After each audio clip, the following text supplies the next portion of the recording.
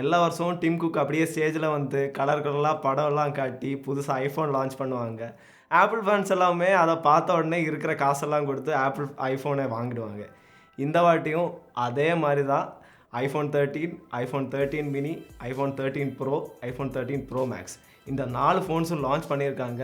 இந்த வாட்டி என்ன பண்ணியிருக்காங்க, புதுசாக ஏதாச்சும் கொண்டு வந்திருக்காங்களா, இல்லை போன வாட்டி பண்ண மாதிரி ஹெட்ஃபோன் ஜாக் சார்ஜர் அதை மாதிரி ஏதாச்சும் தூக்கிட்டாங்களா, அதை தான் இந்த வீடியோவில் பார்க்க போகிறோம். ஹே காய்ஸ், என் பேர் அனந்தன், நீங்கள் பார்த்துட்டு இருக்கிற C4 Tech தமிழ். வாங்க வீடியோக்குள்ளே போகலாம். ஜென்ரலாக ஐஃபோன் லான்ச்னு வரும்போது ஆப்பிள் ஒரு ஐஃபோன் வேரியண்ட், அதுக்கப்புறம் நெக்ஸ்ட் இயர் ஒரு ஐஃபோன் எஸ் வேரியண்ட் லான்ச் பண்ணுவாங்க.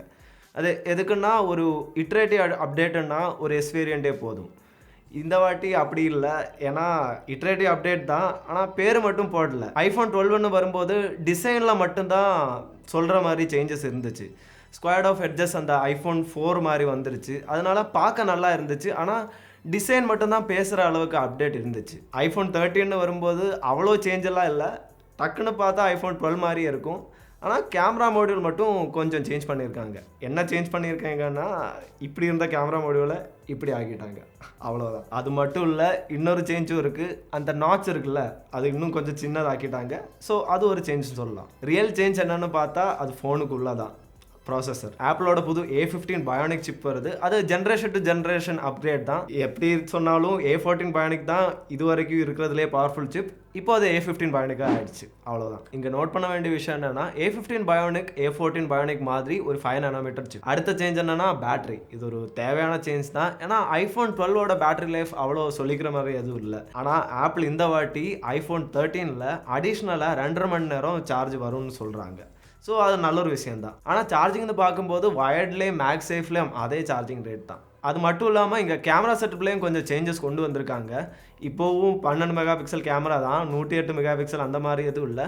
ஆனால் பிக்சல் சைஸ் வந்து 1.4 மைக்ரான்ஸ்லேருந்து 1.7 மைக்ரான்ஸுக்கு மாற்றிட்டாங்க. ஸோ லைட் வர்றது கொஞ்சம் ஜாஸ்தியாக வரும், அதனால இமேஜ் குவாலிட்டி இன்னும் கொஞ்சம் பெட்டராக கிடைக்கும். ஆனால் லென்ஸோட அப்பர்ச்சர் இப்போது f1.6 தான். ஐஃபோன் 12 ப்ரோ மேக்ஸில் மட்டும் போன வருஷம் லான்ச் ஆன சென்சர்ஷிப் டெக்னாலஜி இப்போது ஐஃபோன் 13லேயும் வந்திருக்காங்க. ஸோ எல்லா ஐஃபோன்லேயும் சென்சர்ஷிப் டெக்னாலஜி வந்திருக்காங்க. என்னதான் இருந்தாலும் சென்சர்ஷிப் டெக்னாலஜினா ஆப்பிளோட ஆப்டிக்கல் இமேஜ் ஸ்டெபிலைசேஷனுக்கு ஒரு புது பேர் இருந்தாலும் இருக்கிறது நல்லது தானே. கேமரா பற்றி பேசல, வீடியோவில் என்னெல்லாம் பண்ணியிருக்காங்கன்னு பார்ப்போம். ஆல்ரெடி ஐஃபோனில் வீடியோ நல்லா தான் இருக்குது, ஆனால் இதுக்கு மேலே சினிமேட்டிக் மோடுன்னு ஒரு புது மோடை இன்ட்ரடியூஸ் பண்ணியிருக்காங்க. ஆனால் இந்த மோடு என்ன பண்ணும், சினிமேட்டிக் மோடுனா ஆக்சுவலாக ஆண்ட்ராய்டில் இருக்கிற ஆட்டோ ஃபோக்கஸ் லாக் டெக்னாலஜி தான், ஆனால் ஆப்பிள் கொஞ்சம் ஃபேன்சியாக பண்ணியிருக்காங்க. பேசிக்காக சினிமேட்டிக் மோடு என்னென்னா, நீங்கள் பார்க்குற ஃப்ரேமை அதை இன்டெலிஜென்ட்டாக ஃபோக்கஸ் பண்ணும். அது இல்லாமல் ஒரு 2 பேர் ஃப்ரேமில் இருந்தால் அது ஏஐ யூஸ் பண்ணி எதில் கரெக்டாக ஃபோக்கஸ் பண்ணணுமோ அதை ஃபோக்கஸ் பண்ணும். ஸோ அது ஒரு கூல் ட்ரிக் தான், ஆனால் அது ஆண்ட்ராய்டில் ஆல்ரெடி இருந்துச்சு. ஸோ இருக்கிறது நல்லது, இருக்காட்டியும் பரவாயில்ல. ஓகே, ஸோ இது வரைக்கும் சொன்ன எல்லா விஷயமும் ஐஃபோன் 13 மினியில் இருக்குது. ஆனால் பேட்டரி லைஃப்பில் மட்டும் கொஞ்சம் சேஞ்ச் இருக்குது. என்னென்னா ஐஃபோன் 13ல் ஐஃபோன் 12 விட 2.5 மணி நேரம் அதிகம் பேட்டரி இருக்குது. ஆனால் ஐஃபோன் 13 மினியில் ஐஃபோன் 12 மினியை விட 1.5 மணி நேரம் தான் அதிகம் பேட்டரி இருக்குது. உங்களுக்கு ஞாபகம் இருக்கா இல்லையான்னு எனக்கு தெரியாது, ஆனால் ஐஃபோன் 12 மினியோட பேட்டரி லைஃப் அவ்வளோ சொல்லிக்கிற மாதிரி இல்லை. ஆனால் ஐஃபோன் 13 மினியில் நல்லா இருக்குன்னு தான் நினைக்கிறேன். பேட்டரி லைஃப்பை பற்றி டீட்டெயிலாக நம்ம ரிவ்யூவில் பார்க்கலாம். இந்த வாட்டி சேஞ்ச் ஆகாத ஒரு நல்ல விஷயம் என்னென்னு பார்த்தா அது ப்ரைஸ் தான். ஆமாம், ப்ரைஸை ஏற்றலை இந்த வாட்டி. ஐஃபோன் 13ஓட 128 GB வேரியண்ட், ஆமாம் இனிமேல் 64 GB வேரியண்ட் இல்லை, நல்ல விஷயந்தான். அது 79,900 ரூபாயில் ஸ்டார்ட் ஆகுது. மினியோட 128 GB வேரியண்ட் 69,990 ரூபாயில் ஸ்டார்ட் ஆகுது. இந்த 2 ஃபோனுமே டெஸ்ட் பண்ணாமல் ஒரு விஷயம் தான் சொல்ல முடியும், இதில் ஐஃபோன் 13 தான் பெட்டர் டீல். இப்போ நம்ம ஐஃபோன் 13, ஐஃபோன் 13 மினி பற்றி பேசணும். இந்த எல்லா ஃபீச்சர்ஸுமே ஐஃபோன் 13 ப்ரோலையும் ஐஃபோன் 13 ப்ரோ மேக்ஸ்லேயும் இருக்குது. ஆனால் இதில் 2லேயும் இன்னும் கொஞ்சம் சில ஃபீச்சர்ஸ் இருக்குது. முதல் சேஞ்ச் என்னென்னு பார்த்தா ஐஃபோன்ஸில் முதல் தடவையாக 120 ஹெர்ட்ஸ் டிஸ்பிளே வரப்போகுது. இது என்ன பெரிய விஷயம், ஆண்ட்ராய்ட் ஃபோன்ஸில் ஆல்ரெடி 120 ஹெர்ட்ஸ் டிஸ்பிளே இருக்குன்னு நீங்கள் கேட்டேன்னா, ஐபேட்ஸில் ரொம்ப நாளாகவே 120 ஹெர்ட்ஸ் டிஸ்பிளே இருந்துச்சு. ஆனால் ஆப்பிள் ஃபேன்ஸ் வந்து ஐஃபோனில் கொண்டு வந்து பேசிகிட்டே இருந்தாங்க. ஆனால் இது வரைக்கும் வரல, ஃபைனலாக வந்துருச்சு. அதனால் எல்லோரும் ஹாப்பியாக தான் இருக்காங்க. இந்த ஃபோனோட ரிஃப்ரெஷ் ரேட் அடாப்டிவாக சேஞ்ச் பண்ணும். அது எப்படின்னா, நீங்கள் பார்க்குற கண்டென்ட் இல்லை யூஸ் பண்ணுற கேமை பொறுத்து இதோட ரிஃப்ரெஷ் ரேட் சேஞ்ச் பண்ணிகிட்டே இருக்கும்.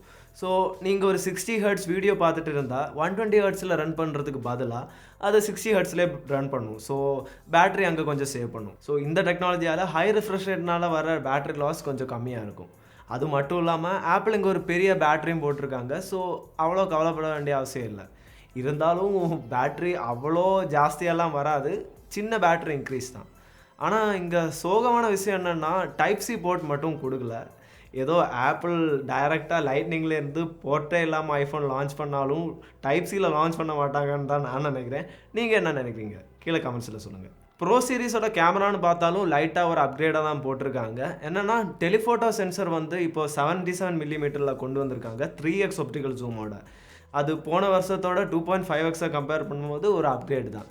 அல்ட்ரா வைட் இன்னும் கொஞ்சம் வைடராக 1.7 அப்பர்ச்சரோட கொண்டு வந்திருக்காங்க. அதுவும் ஒரு நல்ல விஷயந்தான். ப்ரைமரி சென்சர் கொஞ்சம் பெருசாக 1.9 மைக்ரோன்ஸில் கொண்டு வந்திருக்காங்க. ஸோ இது ஒரு இட்ரேட்டிவ் அப்டேட் தான்.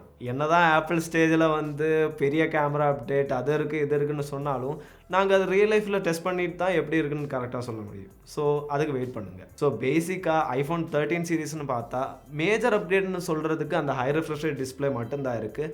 மீதியெல்லாம் மைனர் அப்கிரேட்ஸ் தான்.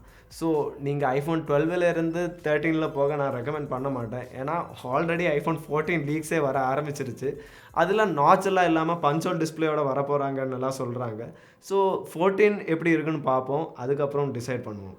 நீங்கள் என்ன நினைக்கிறீங்க? கீழே கமெண்ட்ஸில் சொல்லுங்கள். ஸோ அவ்வளோதான் இந்த வீடியோக்கு. வீடியோ பிடிச்சிருந்துச்சுன்னா லைக் பண்ணுங்கள். இன்னும் பிடிச்சிருந்துச்சுன்னா சப்ஸ்கிரைப், பெல் ஐக்கன் இதெல்லாம் ப்ரெஸ் பண்ணுங்கள். அவ்வளோதான் இந்த வீடியோக்கு. திரும்பி சந்திப்போம். பாய்.